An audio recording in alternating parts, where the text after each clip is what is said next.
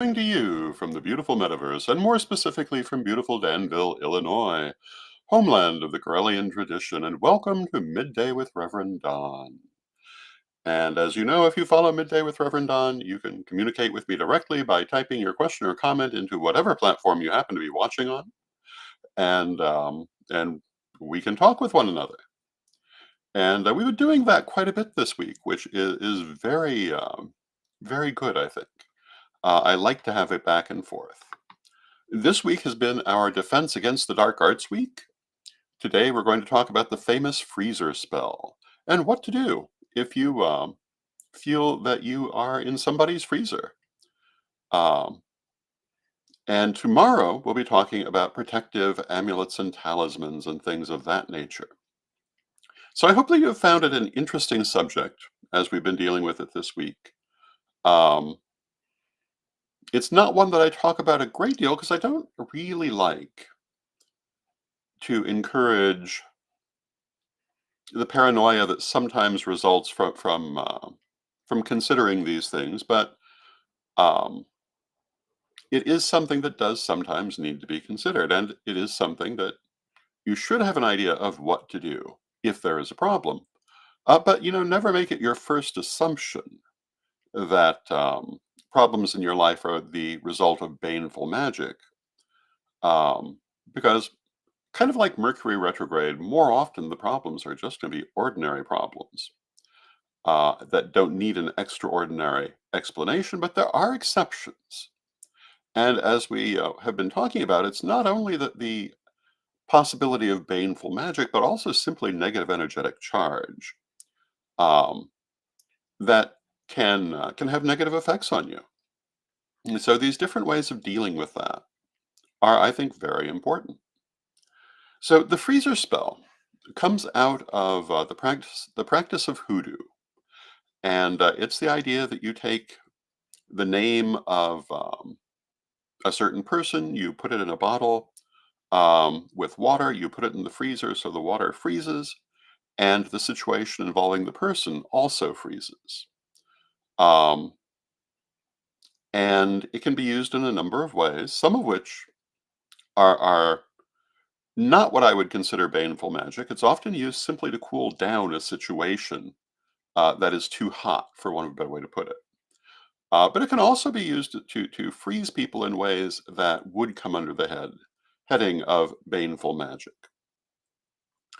And it's a very popular spell far beyond its origin. It's popular, for example, in modern Wicca. Hello to Rajput in the chat room. It's good to see you, Rajput.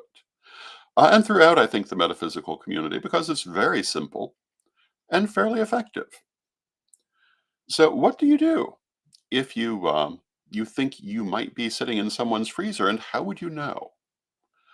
Um, I would say that the way that you would know is if you find yourself incapable of taking any action, or otherwise suffering from um, results that might be attributable to freezing. And if that's the case, you want to break that binding that has been put on you. And the way that you would do it is not really dissimilar to what you would do for any binding. We talked yesterday about cutting cords. That's one thing that you can do. I have something more specific today that we'll talk about as we go forward. Um, but everywhere you look, you see people talk about how to do the freezer spell. You rarely see anyone talk about the antidotes to it. What you want to do, obviously, is to unfreeze it. And you cannot, obviously, affect the physical components of the spell. But if you've gathered nothing from the things we're saying, that's not the point. The point is the energetic attachment. Sympathetic magic, which is what this is, the idea that like affects like, that if you want to cause an effect, you create something similar. Um, it creates an energetic effect on the person who is targeted by the spell. If you want to eliminate that, it's the energetic effect that you have to deal with. You can see this in many different ways. If you're not a person who um, understands things, particularly in terms of energy. You might want to look at it in other ways, but I'm going to talk about addressing it in terms of the energetic effect. Um, Again, you want to be careful about making assumptions, particularly on things like this, because it may be that your problem is a perfectly ordinary problem. And all too often, people want to blame their problems on extraordinary circumstances when it's really their own behaviors. And the blockages that are holding them back are internal, not external. Um, and so I would say always start with that assumption that you're dealing with internal blockages. But sometimes you may be dealing with an external blockage that has been the result of, oh, hello to Lori in the chat room. It's good to see you, Lori. Um, may be the result of baneful magic and so forth. And when you find that is the case, then you want to break them. We talked about cutting cords yesterday. Um, there are a couple of other ways that you can approach this before we get to our specific subject today. Energy work in general. Um, you can look for blockages in your energetic system and physically pull them out. That's one way to approach a situation like this. You look for the part of your energy that is blocked and you break up that blockage. Um, you could address it through something like a burning, um, which is a simple spell where you write your intention on paper and burn it to bring it into manifestation. What I'm going to say that you should do also involves burning, and you can see I have a candle here ready for use. And I have written on this piece of paper the name of someone who theoretically might be in someone's jar. Um, let's say it's my name. Now, what if you're wrong? What if you're not in someone's jar? Well, then nothing's going to happen. If you're trying to break a baneful magic that does not actually exist, well, it's not going to harm anyone because there's nothing there other than trying to break it. If it does exist, hopefully you will break it. Oh, and hello to Jason in the chat room. Uh, Numerous of my nieces and nephews are here today. The whole High Corel family mob, as we've been called. Um, and it probably does say something about us that we mostly like that name. Um, but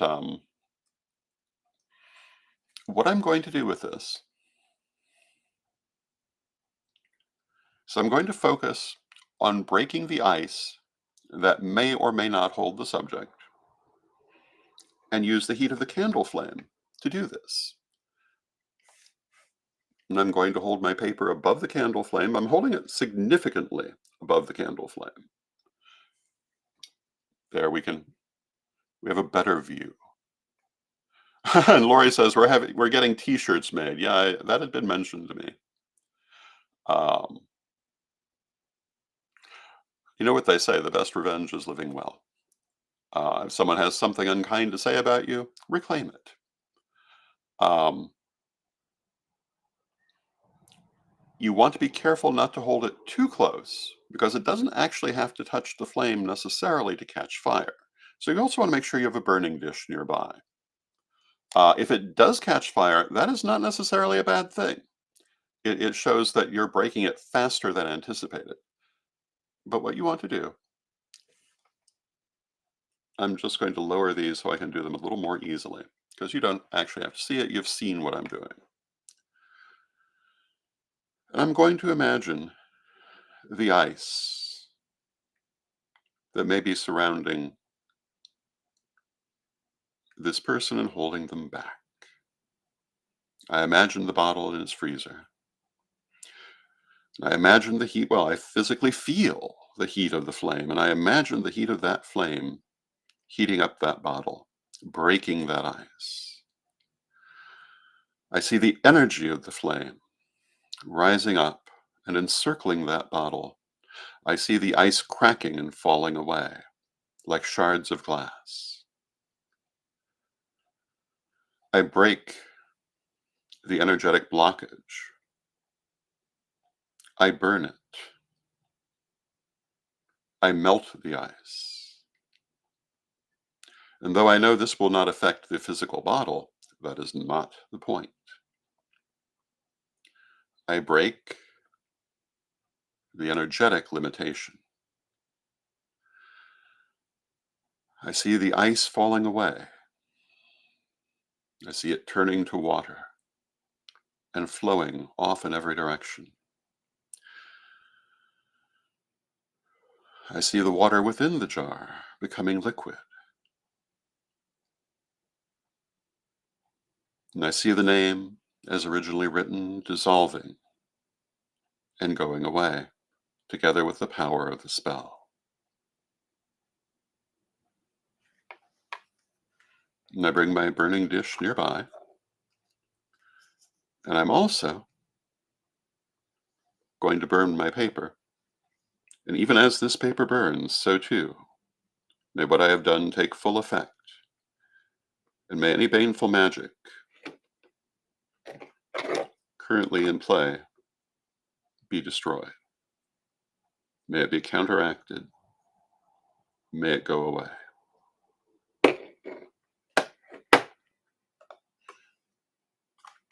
And that is what I recommend to do if you think you've been frozen. You may want to do it more than once if you find it not immediately effective, but you also want to remember maybe you're not frozen, maybe it's other things. Um, but this is a particular aspect of baneful magic I was specifically asked to address. And so I am doing so. And what you want to do again is to disrupt the energetic issue, to break the ice, and to break the blockage. You may wish to include an incantation with this. Divine Mother Goddess, Divine Father God, beloved ancestors, we ask you to help me in this breaking of baneful magic, to lend your power to mine and make it stronger. And just feel all of that energy going out in other more positive directions. Now, anytime you feel that someone has bound you in some way, you can do something very similar to this. You can actually use the same technique. You can use similar techniques. You can cut cords. But what you need to do is to break the energetic blockage. There are people out there who will try to tell you that there's nothing you can do in such a situation. That's nonsense. We wouldn't be practicing magic if there was nothing we could do. Sometimes it's just a matter of realizing that something got through your shield. Now, as I say, I was using my own name because, it's been pointed out to me that part of what happened to me this year is I've been running on about a third of my heart's capacity, with two-thirds being effectively frozen. Now, I am not going to assume that that's the actual cause, but as I say, if it's not, breaking an energetic blockage that is not there is not going to hurt anything. But if it is there, better to break it. Um, Again, I'm a great believer in the idea that you look for the ordinary explanations first. I've known a lot of people who are very quick to jump to the idea that, oh, somebody did something. Um, and, I come from the school of thought you should not be using baneful magic. Um, it is not what this is for. It's not what it's about. You should be using magic to make things better. Um, and that is really why we have this. But there are people who do use it in negative ways. And there are places, I will have to admit, where it's debatable what's negative. The famous example comes from Zuzana Budapest. And Madame Budapest, years ago, brought up the subject of a rapist. I believe there was a serial rapist in her community. And she led an effort to bind that person, to stop them from any further rapes, and argued that this was not baneful magic, this was protective magic, and I 100% agree with that. A lot of people will tell you you must never interfere with anyone's free will. And all things being equal, that's perfectly true. But if their free will is to rape you, to murder you, etc., well, you better interfere with that, or you're equally responsible. You have every right to interfere with things like that. And that is not what any sensible person means by saying that you should not interfere with people's free will. Um, so there are times that binding is appropriate. However, it also is a heavy responsibility to take on, and I really don't recommend it um, as a general rule. And you want to be very careful in how you do it. You want to be, if you find yourself, for example, in the situation that Zsuzsanna Budapest was in, where there is a predator ravaging your community and you want to stop them, that's perfectly appropriate. But don't assume you know who it is, unless you absolutely do, because it's entirely possible to misdirect your energy. You want to make sure you're directing your energy to preventing the effect, um, and not assuming parts of it that you may not understand. Now, Krista, hello, Krista. Krista says, I only use baneful magic on predators and abusers. Exactly. Particularly regarding children. It's a heavy energy and you need protection and cleansing. Absolutely. And, those are situations where, again, is it really baneful magic or is it protective magic? I would consider it protective, but it is within the realm of what we're talking about. Just because you disagree with someone, that's not the same kind of thing. Just because you might be having an argument with someone, that's not the same kind of thing. But if someone is actually physically harming someone, someone is committing things like murder, that is a situation where this kind of protective magic might be appropriate. Um, and even then, I think I think you have to be careful. Now, Krista says if the person is innocent, I won't allow the spell to work, meaning that she charges it only to take effect on the guilty party, which is what you should do in such a situation. Um, I will always remember a situation that I encountered about 30 years ago. And there was a man in the Chicago community who was accused by a prominent woman in the community of rape. Not only that, but she told people he had pled guilty to this. And as a result, many of the high priesthood um, began a binding against him in the community, only to find out it was not true. Now, I've always regretted having signed on to this effort on the premise that the other prominent high priesthood would have done at least a little research before they started this. They did not. Um, the situation, although there was an actual situation, it was not the one that was represented. So you have to be very careful about approaching something like that. If you are high priesthood, if you are archpriesthood, taking a protective role in your community is not inappropriate, but it is a heavy responsibility and something that you must do responsibly if you're going to do it. Um, an example of something like this, a little broader, more recent, um, has to do with the Russian-Ukraine war. I knew a lot of people who brought magic to bear into this situation, which I don't necessarily feel was inappropriate. Magic to help the people being invaded. Um, not forgetting that all situations like this are more complex than they may appear.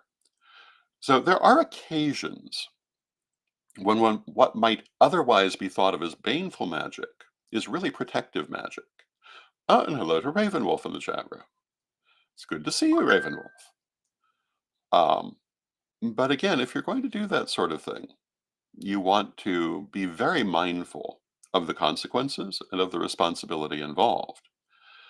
And if you feel you're on the receiving end of it, again, That should not be where you make the beginning of your assumptions. And again, I'll compare it to Mercury retrograde. I've seen people who will blame everything going wrong in their life on Mercury retrograde, when the truth is they had made some bad decisions, they had not taken certain actions, um, and there were perfectly ordinary, everyday causes and solutions to the situation. Very often, it's easy to assume that there is baneful magic involved in something, and that is a lazy assumption. Other times, however, it may be what you ultimately come to feel is the case. And again, these are ways to break that magic if it has occurred. And if it did not occur, well, you're not hurting anything by breaking an energetic connection that isn't actually there. Um, Now, today we've been talking about the freezer spell. How do you break a freezer spell? You melt it. But again, there are other ways you can approach this too. You can look for the energetic cord that represents that blockage. You can look for the massive energy within your aura, within your body that represents that blockage, and pull it out that way, or eliminate it that way. There's always more than one way to do something. Um, but anyone who tells you there's nothing you can do is mistaken. Now, Krista says, I also get charged reading about white supremacy judges who let young men off the hook with rape because they come from affluent families with status. Yes, that's very, very upsetting. And we all know about those stories. Um, and that could be a situation where protective magic might be appropriate. But I will say that you have to be careful if all you know about a situation is third hand. Um, but I quite agree. There's a lot of injustice in the world, and using magic to address injustice is not inappropriate. But it does come with responsibility, and it also comes with consequences, which can be good or bad depending on exactly what you've done. Um, and this is why, when Krista was saying earlier, if she were to do a piece of protective magic against a rapist, for example, she would charge it so that it can only affect the actual guilty party. And anything like that should be done in that sense.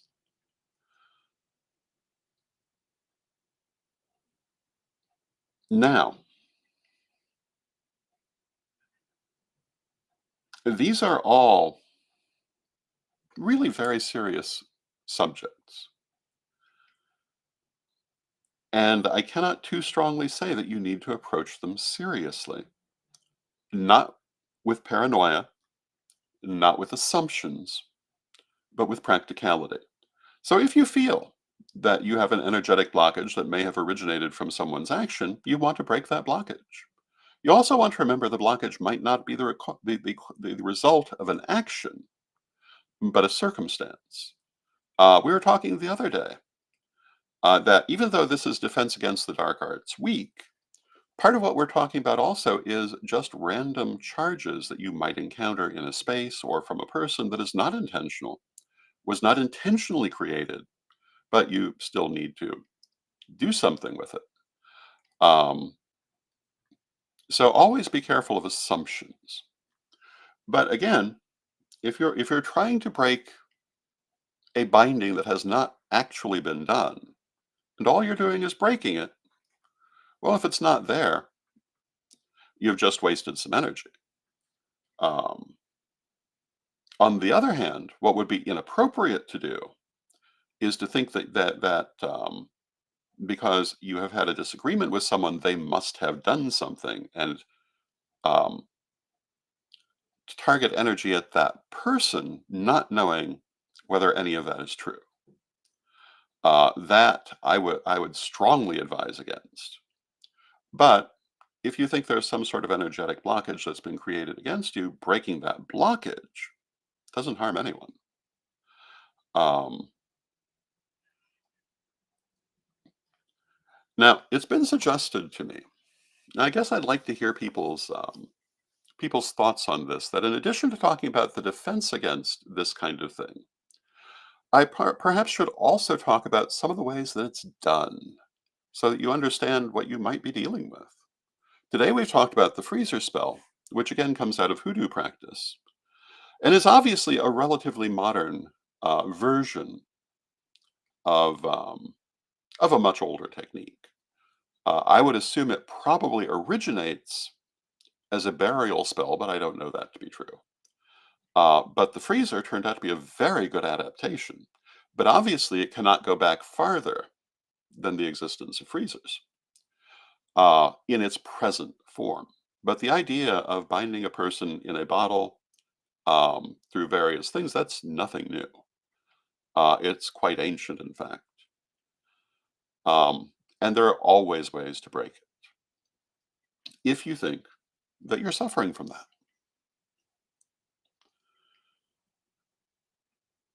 It is,